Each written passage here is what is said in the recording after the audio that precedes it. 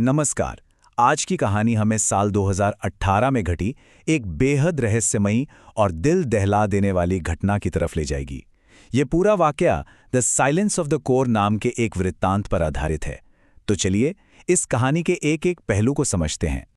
ये कहानी शुरू होती है एक लोकल ड्राइवर के इन शब्दों से। ये सिर्फ एक चेतावनी नहीं थी, ये उस भयानक सच का एक इशारा था जो कुछ लोगों की जिंदगी हमेशा के लिए बदलने वाला था। तो सबसे पहले बात करते हैं उस रिसर्च टीम की और उस अभियान की, जो ऊपर से देखने में तो बिल्कुल एक नॉर्मल सा रिसर्च मिशन लग रहा था, लेकिन जिसके आखिर में कुछ भी नॉर्मल नहीं बचा था। तो टीम में थे ये 4 लोग, सबके सब वाइल्ड लाइफ रिसर्चर्स। इनका मिशन था भारत के सतपुड़ा जंगल के एक बहुत ही घने और रिस्ट्रिक्टेड हिस्से में सर्वे करना।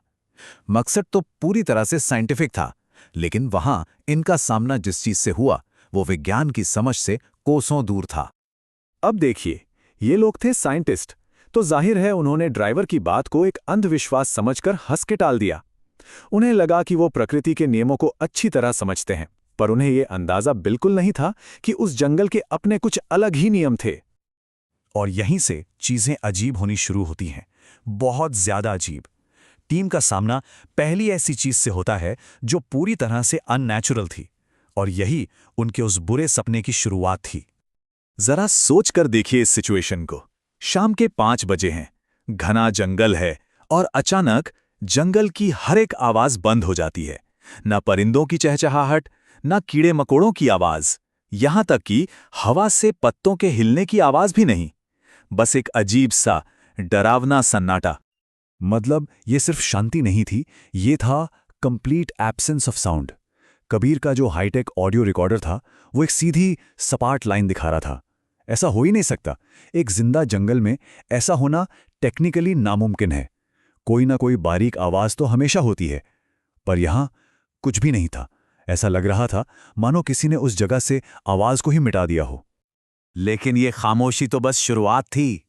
अब तक जो खतरा सिर्फ महसूस हो रहा था, वो अब एक असलियत बनकर उनके सामने आने वाला था। सबसे पहले इसे सना ने देखा। पेड़ों के बीच से एक आकृति निकली, लंबी पतली सी, और उसका रंग पीला था। पर सबसे डरावनी चीज थी उसकी चाल। वो ऐसे चल रही थी जैसे हवा में तैर रही हो, बिना कोई आवाज किए। ना किसी टहनी के टूटने की आवाज, ना पत्तों की सरसराहट। डॉक्टर मीरा, जो खुद एक टॉप बायोलॉजिस्ट थीं, उनके मुंह से बस यही निकला, कोई भी इंसान ऐसे नहीं चल सकता। उनकी एक लाइन ही बता रही थी कि उन्होंने जो देखा था वो इस दुनिया का नहीं था। और जैसे ही उन्होंने घबराकर वहां से निकलने की सोची, उनके सारे गैजेट्स एक साथ फेल हो गए। जीपीएस बंद, कंपास गोल गोल घूम रहा था, और फोन में तो नेटवर्क ही नहीं।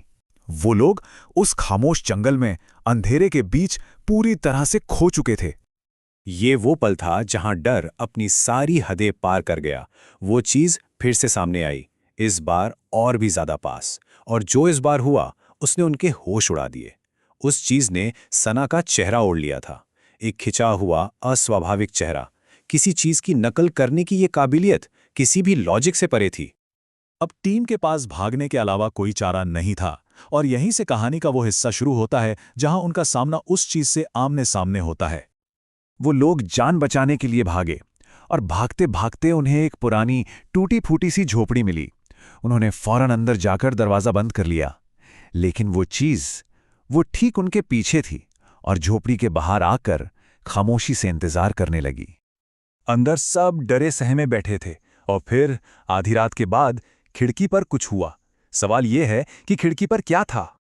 खिड़की पर जो दिखा वो पहले से भी कई गुना ज्यादा भयानक था। अब वो सिर्फ एक पीली आकृति नहीं थी, उस पर अब बहुत सारी आंखें थीं जो अलग अलग समय पर झपक रही थीं।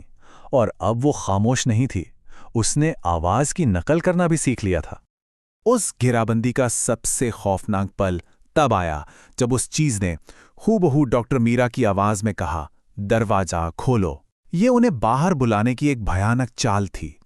उनकी अपनी ही आवाज को उनके खिलाफ इस्तेमाल किया जा रहा था।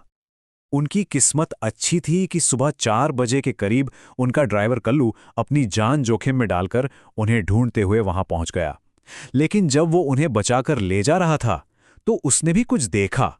उसने कहा कि गाड़ी की हेडलाइट की रोशनी के ठीक पीछे एक नहीं बल्कि कई परछाइयां थी।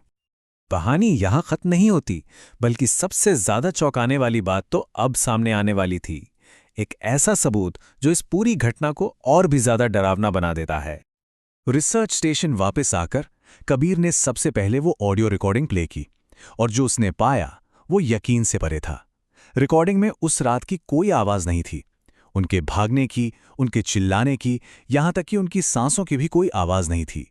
टेप बिल्कुल खाली था, सिवाय एक आवाज के।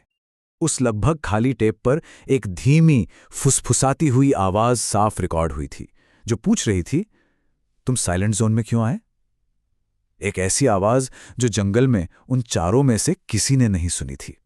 इस घटना के बाद जाहिर है उस टीम को कोड जोन में जाने से हमेशा के लिए बैन कर दिया गया। और ऑफिशियल कारण क्या दिया गया? शाम के बाद वहां जाना मना है, जानवरों की वजह से नहीं। टीम के लोग आज भी इस बारे में बात नहीं करते, और डॉक्टर मीरा को तो वो आवाज आज भी सपनों में सुनाई देती है। और ये पूरी कहानी हमें एक बहुत ही अजीब सवाल पर लाकर छोड़ देती है। सोचिए, अगर रिकॉर्डर ने उनकी खुद की मौजूदगी का कोई सबूत रिकॉर्ड नहीं किया, लेकिन उस अनजान फुसफुसाहट को कर लिया, तो क्या वो टीम कभी असल में वहां थी भी, या फिर उस रात सतपुड़ा के जंगल में जो कुछ भी हुआ वो हमारी समझ से पूरी तरह परे है?